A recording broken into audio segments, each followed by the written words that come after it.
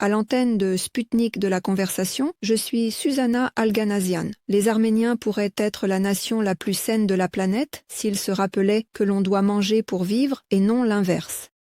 Notre invité déclare qu'il n'existe pas de maladies incurables, mais seulement des diagnostics incurables. Le docteur en sciences médicales, inventeur émérite de Russie, académicien de la Russian Academy of Medical and Technical Sciences, de l'European Academy of Natural Sciences et de la New York Academy of Sciences, le professeur Ashot Khachatrian est aujourd'hui notre invité. Bonjour Ashot Pavlovitch. Merci d'avoir accepté l'invitation. Merci de m'avoir invité. Il m'a été très difficile de choisir le sujet de notre conversation, car on peut parler de tout avec vous. Et, compte tenu du fait que vous travaillez dans le domaine de la médecine, les sujets de notre conversation seront très variés, avec votre permission. Si cela vous convient, je commencerai par dire qu'il existe une phrase célèbre « Dis-moi ce que tu manges, et je te dirai qui tu es » ou « Nous sommes ce que nous mangeons ». Pourquoi la nutrition est-elle si importante dans la vie de l'homme? Eh bien, je dois vraiment vous dire, en tant que médecin qui pratique depuis plus de 40 ans, que je dirais que je ne traite pas des maladies, mais que je m'occupe de la santé des gens en leur donnant des recommandations. Sur la façon de vivre réellement sans médicaments, une vie saine. Eh bien sûr, si ils viennent à moi avec des maladies graves, plus de 70 000 patients avec de tels diagnostics, et souvent avec un bouquet de maladies. Et voici ma devise. Lorsque je fais une consultation, chaque consultation dure au minimum 1h30. Ce n'est pas quelque chose que l'on peut regarder en 10-15 minutes, et pendant cette consultation, il y a en fait toute une conférence sur, d'une part, ces maladies, sur les véritables causes de cette maladie et sur ce que l'on peut faire pour que, à l'avenir, tu ne viennes pas me voir plutôt que de simplement te traiter et dans 6 mois, tu reviendras et je devrai te traiter à nouveau. Eh bien, ceux qui comprennent, comprennent. Je leur dis à tous, je ne vais pas vous soigner. Calmez-vous. Je vais simplement aider votre corps à se guérir lui-même. Parce que, en effet, les forces internes et les mécanismes internes de l'organisme, déjà inscrits en nous par le Tout-Puissant, sont si bien pensés, très élaborés et extrêmement complexes, et vraiment très complexes. C'est un peu comme ces montres mécaniques suisses, quand tu les ouvres, chaque rouage en fait bouger un autre. C'est ainsi que notre corps devrait fonctionner. C'est ce que le Tout-Puissant a prévu, quand l'homme est né. Mais au cours de notre vie, nous négligeons cela et commençons à détruire ce qui est en nous. L'être humain est une très, vous savez, complexe système. C'est tout un monde. À l'intérieur du corps humain, les gens ne veulent apparemment pas le savoir. Ce ne sont que 70 trillions de cellules qui composent ensuite nos organes. Et dans chaque cellule se passe ce que nous, médecins, savons seulement A, B, C. Notre étude, la cytoplasme, les mitochondries, une enveloppe. Et l'intérieur, c'est toute une galaxie. L'entrée nous est interdite par le Tout-Puissant, mais nous devons d'une certaine manière. Mais il faut aspirer. Non, nous pensons que nous. Qui sommes-nous pour nous en mêler? Je veux dire notre médecine conventionnelle, avec ses actions, ses médicaments, achève malheureusement ce qui est déjà là. En ce qui concerne l'alimentation, je dirais que pratiquement 100% des causes de nos maladies proviennent de ce que nous mangeons, parce que, je le répète, que le corps humain est un système stérile fermé, et nous interagissons avec l'environnement extérieur, parce que nous respirons l'air, et ce que nous y envoyons, ce que nous mangeons, et c'est principalement cela qui joue un rôle. Et vous avez vraiment raison de remarquer que les Arméniens auraient dû être les personnes les plus en santé s'ils comprenaient cela. Parce que Dieu nous a tout donné en Arménie. Et qu'en est-il de lui? Alors, pourquoi ne sommes-nous pas les plus en santé sur la planète? Et parce que nous voyons que ce que nous consommons en Occident, c'est tout ce poison ces toxines qui se trouvent dans ces produits alimentaires, comme les émulsifiants, les colorants, ces jolies friandises, ces bonbons qui sont délicieux, mais les gens ne comprennent pas ce que c'est vraiment. Plus c'est savoureux, plus c'est chimique, car il ne peut naturellement pas être aussi délicieux. Et donc, cette industrie alimentaire a trouvé une véritable mine d'or. Il y a un additif alimentaire appelé glutamate monosodique qui est ajouté dans tous ces fast-foods comme les frites, les hamburgers, etc., qui renforce le goût et provoque une dépendance. En d'autres termes, les gens deviennent des toxicomanes alimentaires. Ce ne sont bien sûr pas les mêmes toxicomanes, un peu plus faibles, mais ce sont aussi des drogues. La dépendance, oui, la dépendance, les gens empruntent ce chemin. Et c'est pourquoi je dis qu'au cours de sa vie, une personne passe par 3 chaînes de montage. Le premier conveyor est celui de l'industrie alimentaire. Et en fait, l'homme est au centre de tout depuis sa naissance. Tout le business mondial tourne autour de l'homme. Il est né, on commence à le nourrir avec n'importe quoi. Vous comprenez? Cela me fait très mal de regarder. Ça me fait mal de voir comment ces pauvres enfants qui naissent déjà aujourd'hui, c'est-à-dire des mères qui ne sont même pas des années 90, mais plus tard, oui, des années de naissance, qui sont déjà nés à une époque de nourriture chimique, c'est-à-dire qu'ils naissent déjà de mères chimiques, et ces mêmes mères, comme elles se nourrissaient, commencent à nourrir les pauvres enfants. Désolé, je vais insister, et je veux dire ici, vous savez, qui sont les pires ennemis? Désolé, je vais le dire comme ça, eh bien sûr, entre guillemets, de la santé de l'enfant. Qui est-ce? Les grands-parents? Parce qu'ils, pour conquérir l'amour éphémère de leur petit-fils ou petite-fille, Dieu nous préserve de laisser quelqu'un affamé. Ce n'est pas que les gens soient affamés, ils sont prêts à exaucer tous leurs désirs. Une fois, je suis entré dans un magasin, et là, une grand-mère et un grand-père sont entrés. On dirait qu'ils se préparaient, enfin, j'ai compris, à rendre visite à leurs petits-enfants. La grand-mère a lancé la vidéo, et elle commence à passer une commande à sa petite-fille. « Que veux-tu que je t'achète? C'est ça, c'est ça. » Et en conséquence, la table était remplie de toutes ces rouges, ces bleus, en gros, toute cette chimie, vous comprenez? C'est-à-dire que la grand-mère ne pense pas à ce qu'elle doit préparer, elle a juste ce désir. Voilà, ma petite fille a voulu ça, on a emmené la petite fille là-bas, elle a embrassé là-bas, et ainsi de suite. C'est une grande joie. Et que se passe-t-il ensuite? Il y a juste la grand-mère, le grand-père, la maman, le papa, 2 enfants d'environ 5-7 ans, et un bébé dans une poussette, probablement âgé de 6-8 mois, et cette maman donne cette pomme de terre frite à ce pauvre enfant. Eh bien sûr, ils sont là avec ce cola et ainsi de suite. Alors, de quelle santé peut-on parler, mes chers? Et surtout, je ne comprends pas ces adultes de notre génération, parfois je vais aussi dans un pandoc où ils proposent 6-7 sortes de bons compotes faits maison. Non, ils sont assis et boivent du cola. C'est à la mode. Vous voyez? C'est-à-dire, je le répète, que Dieu nous a tout donné, car ces légumes et ces fruits qui poussent sur les pierres chez nous, il faut simplement s'en réjouir. Oui, et le fait que toute notre cuisine arménienne est équilibrée, les Arméniens ne réalisent même pas que 70% de leur alimentation est végétarienne. Je m'excuse de vous interrompre.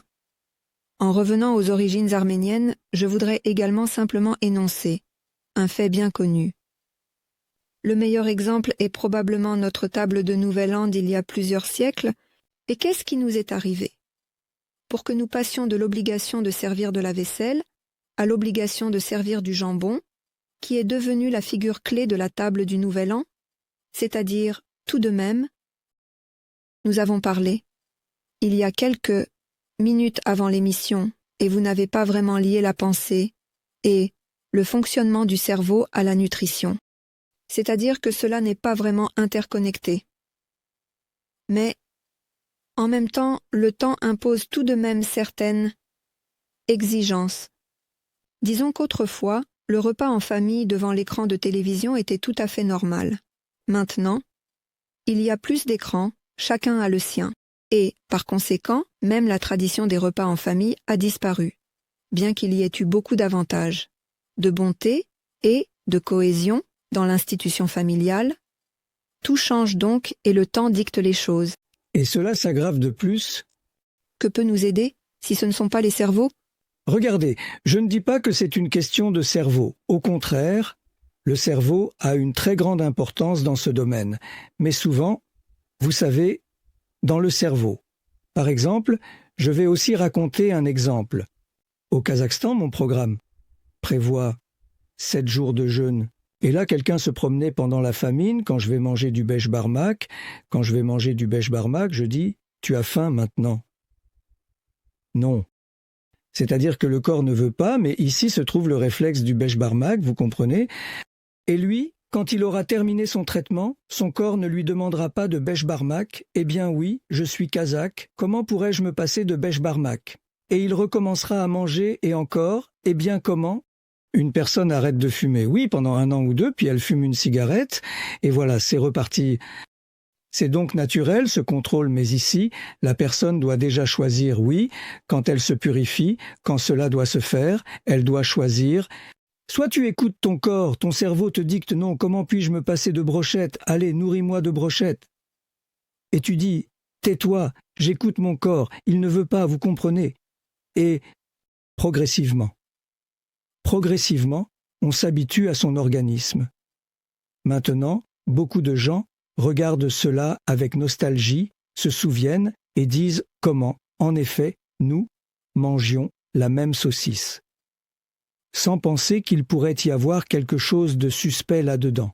Nous buvions du lait naturel, nous buvions là-bas, en gros, tous nos magnifiques limonades, oui, du Duchesse et ainsi de suite, tout cela était naturel. Et maintenant, tout le monde, c'est pourquoi je dis que tout le monde a mis là-dedans ces drogues qui créent une dépendance. Et c'est là-dessus qu'ils gagnent de l'argent. Oui, c'est l'industrie alimentaire. Des problèmes commencent à surgir. Ils touchent déjà l'industrie. La chaîne de production de l'industrie pharmaceutique commence à nuire aux gens, car tout médicament ne fait que soulager temporairement un symptôme. Mais si l'on regarde, en retournant la notice, on trouve une demi-page d'effets secondaires.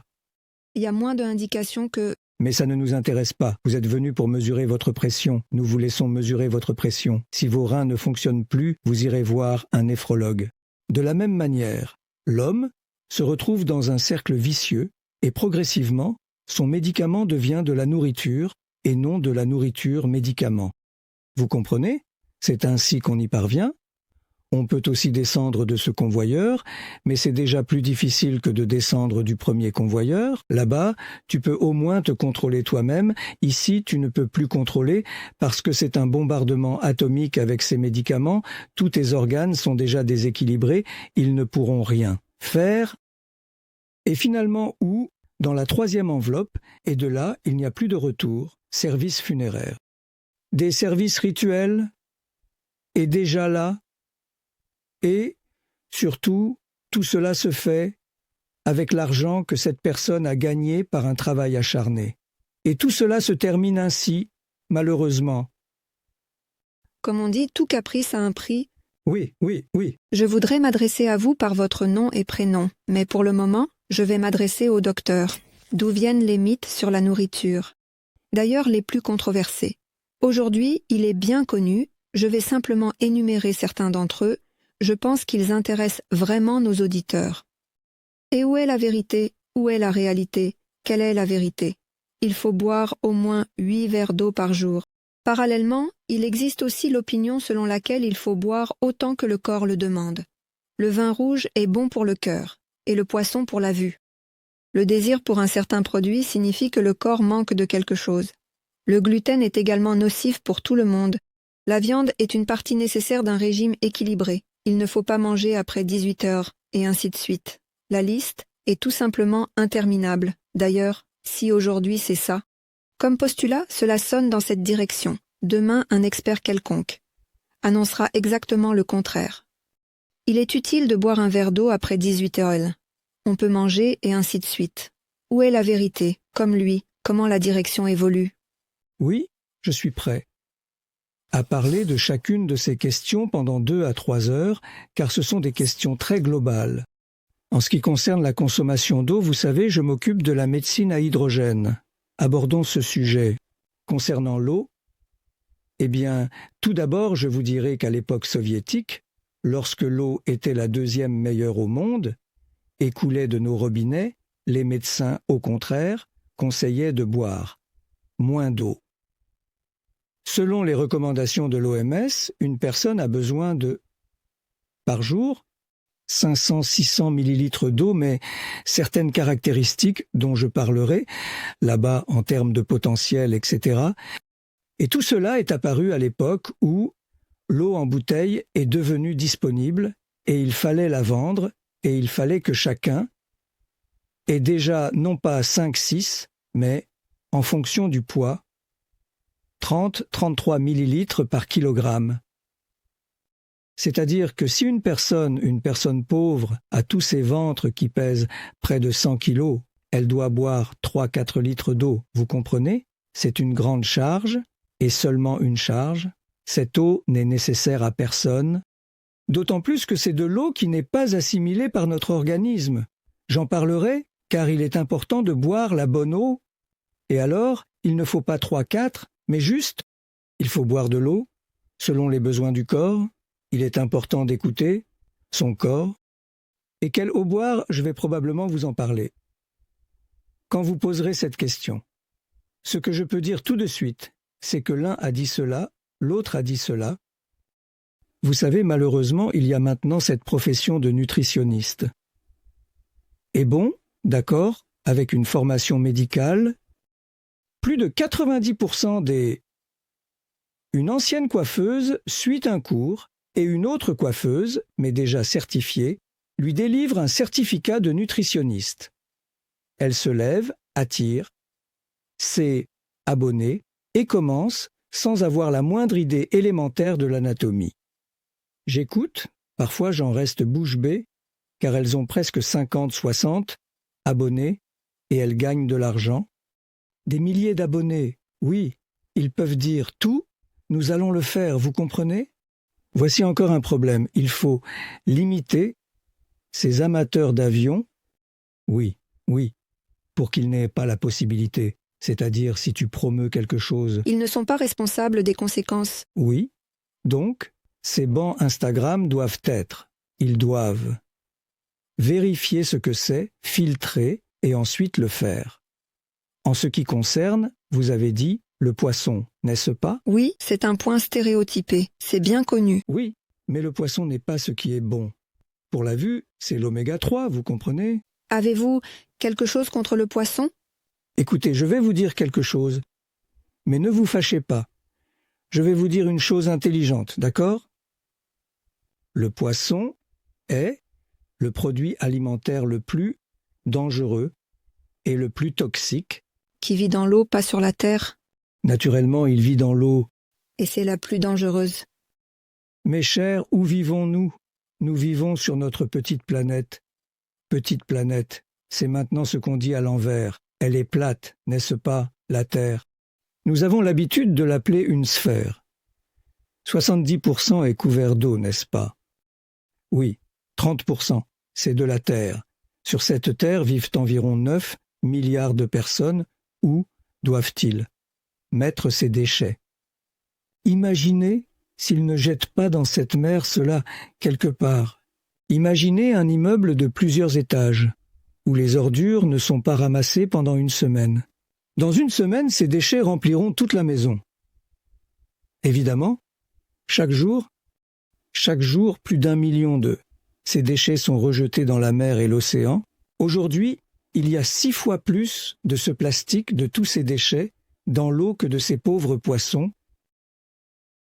C'est pourquoi nous voyons souvent de telles scènes lorsque ces baleines et ces dauphins se échouent, se suicident, parce que, contrairement aux humains, ils ne veulent pas souffrir, Ils voient simplement qu'ils sont en train de mourir, ils se mettent à agir pour que cela se produise plus rapidement. Ils étaient malades là-bas. Et quand ils les cachent, il y a tout l'estomac, des tonnes de ces plastiques. C'est exactement ça. Et combien de ces remorques, de ces accidents pétroliers, tout cela, où tout cela va-t-il? En bas. Tout le tableau de Mendeleïev, en ce qui concerne les métaux lourds, est dans l'eau. Et qui vit dans l'eau? Ces petits poissons. Le poisson agit comme un filtre. Ils vivent là-dedans et ils ouvrent la bouche et l'eau passe à travers leur organisme. Et ces métaux lourds s'accumulent aussi. Et où s'accumulent-ils dans l'organisme des poissons? Dans l'huile de poisson, ni dans la viande, nulle part. C'est-à-dire que sous forme concentrée, elles s'accumulent dans l'huile de poisson. Aujourd'hui, un article de scientifiques israéliens a été publié indiquant que la concentration de mercure dans le poisson de mer est 6 millions de fois plus élevée que dans l'eau dans laquelle il nage. Imaginez que nous sommes en train de manger. Et c'est d'un côté, et de l'autre côté, il y a 8 types de parasites que nous connaissons. Et combien nous ne savons pas, nous ne le savons pas encore. C'est-à-dire que c'est un réacteur nucléaire rempli de verre, voilà ce que vous mangez. Et ce qui est utile, c'est cet oméga 3. D'ailleurs, la mode est maintenant passée à la vitamine D. On l'a maintenant oubliée. Voilà tout. La vitamine D est très pertinente. En fait, elle n'est nécessaire à personne. C'est-à-dire qu'il y a plus de mal que de bien? Oui, il n'y a aucun bénéfice. On peut obtenir ce bénéfice d'autres produits. Ces acides gras, oméga 3, sont des acides gras insaturés. L'huile de lin, la plus grande quantité d'oméga 3, se trouve dans le maquereau, car c'est le plus gras, 5,6 grammes pour 100 grammes. On ne peut pas aussi le manger? Bien sûr, je parle de tout le monde. Dans l'huile de lin, il y a 50 milligrammes pour 100 grammes, 10 fois plus. Graines de citrouille, 156 milligrammes. C'est-à-dire que vous mangez et quelles autres propriétés ont les graines de courge? Toute grand-mère sait qu'elles sont vermifuges et en plus, elles sont bonnes pour les hommes en prévention des problèmes de prostate. Donc, 3 en 1. Vous mangez simplement des graines de citrouille et elles font tout dans votre organisme. Il n'y a pas de choses irremplaçables. J'ai perdu le fil de ma pensée. Oui, nous avons tout dit sur le poisson. Oui, des parasites. Il y a beaucoup de parasites, mais un seul type de parasite s'appelle les douves hépatiques, qui vivent uniquement dans le poisson et les fruits de mer. Et ce sont les seuls à pénétrer dans les voies biliaires de notre foie et de notre pancréas. Ces parasites ne sont pas éliminés par un traitement thermique. Tu vois, par exemple, si on fait cuire le poisson pendant 20 minutes et qu'on le laisse reposer pendant 40 minutes, eh bien non, mes chers, oubliez ça. Ce sont des parasites qui se trouvent dans des capsules lorsque le poisson meurt.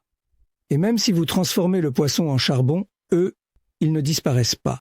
La capsule ne se dissout que dans l'acidité du suc gastrique. La capsule se dissout, elle sort, passe dans le duodénum, et là, il y a 2 portes. Si tu vas tout droit, tu toucheras au foie. Si tu tournes à gauche, tu toucheras au pancréas. Et, soit dit en passant, c'est la seule et principale raison du diabète de type 2 dont souffre une personne sur 2 ou 3 sans le comprendre, le stress. Un stress quelconque peut provoquer une perturbation de ce flux dans le pancréas. Un seul stress, le sucre augmente et voilà, il ne redescend pas, non, mais cela peut aussi arriver. Le stress est devenu un facteur déclenchant. Le corps a lutté et ce stress a frappé ses mécanismes de défense et cette maladie est apparue, c'est tout. Et on parle de stress avant cela. Il existe même un diagnostic appelé diabète sucré de stress. C'est vraiment absurde. Et on maintient les pauvres toute leur vie sur ces médicaments et ainsi de suite. Tout cela est guérissable. Éliminer la cause, c'est la seule raison. Et le foie pour notre organisme est comme les racines d'un arbre. En fait, dans notre cas, si l'on en discute, regardez, oui, comment Dieu a créé tout cela, d'abord la végétation, puis les animaux, et ensuite il a rassemblé tout ce qui est bon et l'a insufflé en nous. En effet, nous. c'est aussi comme un arbre qui pousse, à son image et à sa ressemblance. Oui, c'est-à-dire que nos racines sont le foie et le gros intestin, où le meilleur engrais pour l'arbre est le fumier, parce qu'il y a des milliards de bactéries là-bas. Nous enrichissons le sol, ces bactéries sont pour cet arbre, ces nutriments sont produits et ils sont absorbés pour nourrir notre arbre. Ici, nous avons la même chose, juste en chemin, donc si. À l'arbre commun, il y a aussi le foie, qui est un consortium de recherche scientifique, dans les laboratoires duquel, au niveau des nanotechnologies, des plats uniques sont créés à partir des semi-produits qui proviennent de l'intestin grêle et du gros intestin et qui sont transmis à tous nos organes par les circuits de la circulation sanguine. Et nos organes sont les feuilles et les fruits. très ennuyeux. Et pendant ce temps, imaginez, si tout va bien, et que le corps reçoit une nutrition normale, toutes les cellules sont là, et ainsi de suite, tout est parfait. Mais, quand ces parasites s'installent, ils sont présents chez tout le monde. Parce qu'il suffit qu'une seule fois dans la vie, même si un enfant de 5 ans mange un poisson bien contaminé et ne mange plus jamais de sa vie, ils vivent entre 60 et 120 ans.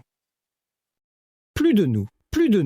Oui, c'est-à-dire que nous mourrons, ils continuent encore à ronger notre foie, vous comprenez?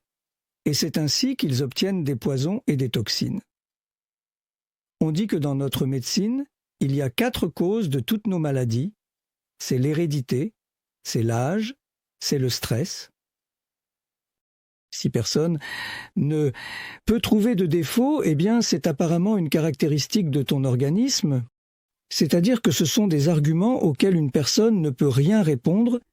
Mais l'hérédité, mes chers, quelle hérédité est-ce? Supposons qu'on naisse avec le syndrome de Down. Nous avons vu là un cas de paralysie cérébrale. Eh bien, comment cela peut-il être une maladie héréditaire?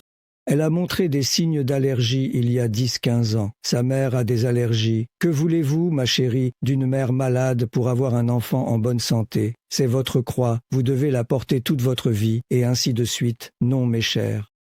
Ce n'est pas tant. En critiquant ces stéréotypes ancrés chez les gens que vous proposez, une alternative, vous proposez un traitement qui est complètement, je pense, révolutionnaire. Si l'on peut dire cela, parce que par exemple, le mot hydrogène, si vous me demandez, j'ai immédiatement envie de bombe à hydrogène. Oui, parce que c'est comme ça. Cela semble aussi stéréotypé et très inattendu.